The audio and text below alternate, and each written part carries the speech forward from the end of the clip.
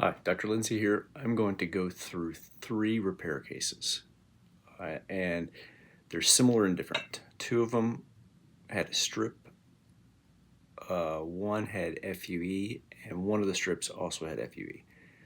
But here are the 3 heads before we did anything, and notice they look quite remarkable, meaning that there's not many hairs where they wanted to have hair. And why did that happen? So let's go through these 3 cases. Case 1 is a guy that's my age. He's 61 or so, gray hair, healthy, healthy athlete, and he'd had a strip case done 15 or 20 years ago by a well-known hair transplant doctor. And in talking with the patient, at that time, he just needed a little bit along the hairline, and again, the patient's story was that the doctor said he would add some in the existing hair, and he'd be fine when those hairs went away.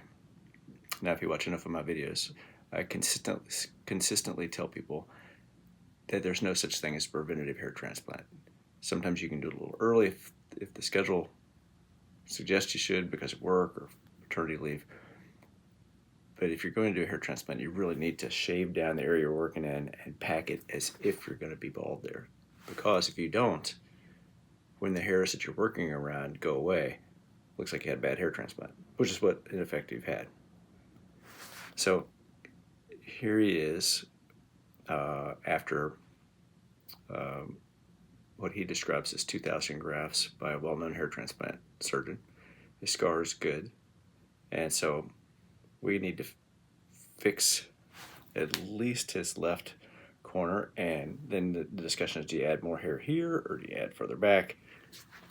He's my age, doesn't want to look like he's 40, but those are things we have to figure out.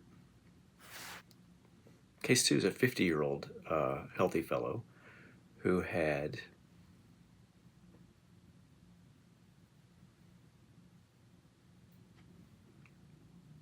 several FUE sessions and then wound up looking like this. It looks remarkably similar to what I just showed you from the other fellow, meaning there's not a lot of hairs, particularly along the left side and in the middle. So his donor area, shown here, really is chewed up.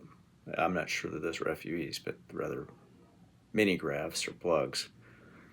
But now we got to go back into that donor area and try to get some hair. And when you have a virgin donor area, it's super easy for the techs to look through a microscope and dissect out those roots without significant trauma. When there's a lot of scar tissue, it takes some more time, and inevitably there's just a little bit more stress to the hair roots. But we do plenty of those. I'd guess 50 or 60 a year, certainly the past 10 years. But we had the same discussion. Where do you put the hair? There's a finite amount of hair we can use. And I think we decide to frame the face and fix the side that he combs. We frame the face and we fix the side that he's going to use to comb his hair. Patient 3 is a 40-year-old Asian man who says that he had a strip case about 5 years ago. His scar's not too bad, and then he also had some FUE, not nearly as many as the other fellow, and I think he told me that he was told there were 3,000 grafts put in a little less than 4 hours. It's really hard to get a correct history from a lot of people, but when you're laying face down or you're really not, when you're the patient, you don't really know what's going on. It was at 4 hours for 3,000 FUEs, which I would find unlikely, or 4,000 for 3,000 by strip.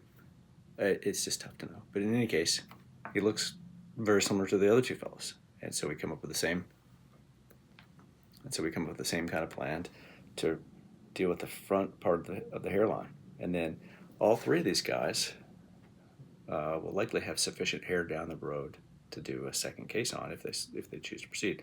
The older fella, I doubt if he'll do another case.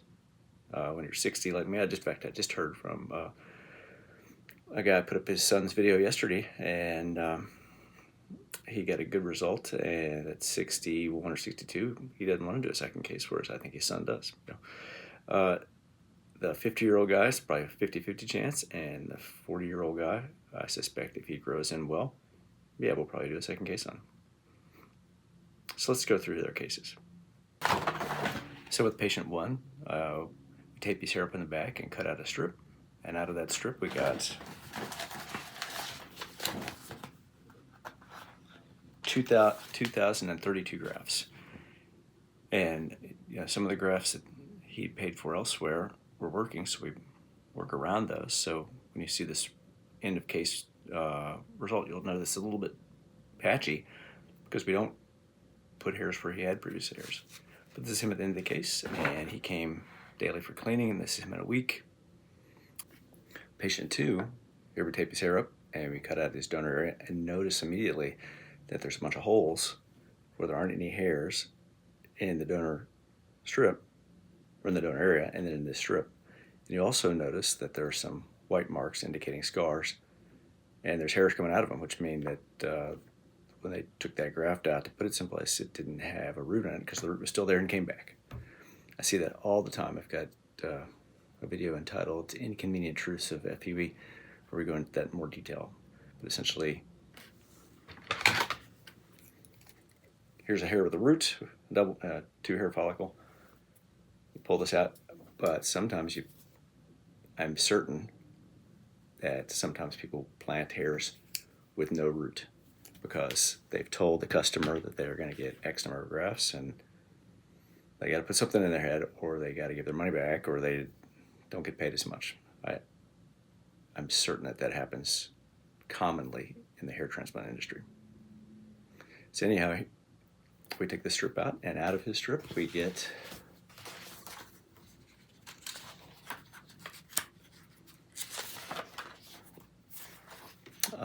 out of that strip we got 1,939 grafts. And then he came daily to get cleaning, and here he is a week.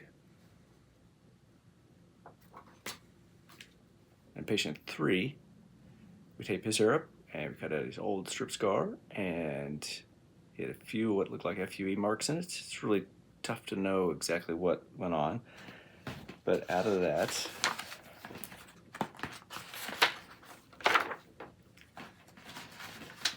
we got 2,090 grafts. And here he's sewn up, and he came every day to get cleaned. So here he's at a week, he got cleaned, and it also hadn't been a month for him, so I haven't seen him back for a scar check. So I'm going to make every attempt over the course of the next year to update this video or shoot a second video at 6 months and a third video at 14 or 15 months when we have a final result. But it's just, they all were done within about a week and a half of each other, right around Christmas time this year. And it's just, we see a lot of patients who've had hair transplants elsewhere who have the need for a touch-up. But these are 3 guys that had almost exactly the same pattern, and we repaired them all exactly the same way. And I think they're going to work, but we'll all see it together over the course of the next year and 2 or 3 months. I think a lot of their potential trouble could have been avoided if they would have just kind of thought through things a little bit better. We see a lot of people that want to do it the easy way. In fact, I saw a physician last week who, I told him he needed 3,000 grafts by strip, and he thought that the person who'd offered him 3,000 FUEs in a couple hours sounded better. And I tried to explain to him that it may actually work, but it's hard to do a lot of FUEs in a short period of time and get good results. And if you need a lot of hair, you probably need to do strip so that you don't go outside the safe area in harvesting grafts, which will later go away if you lose more hair, and that you don't wind up donor depleted.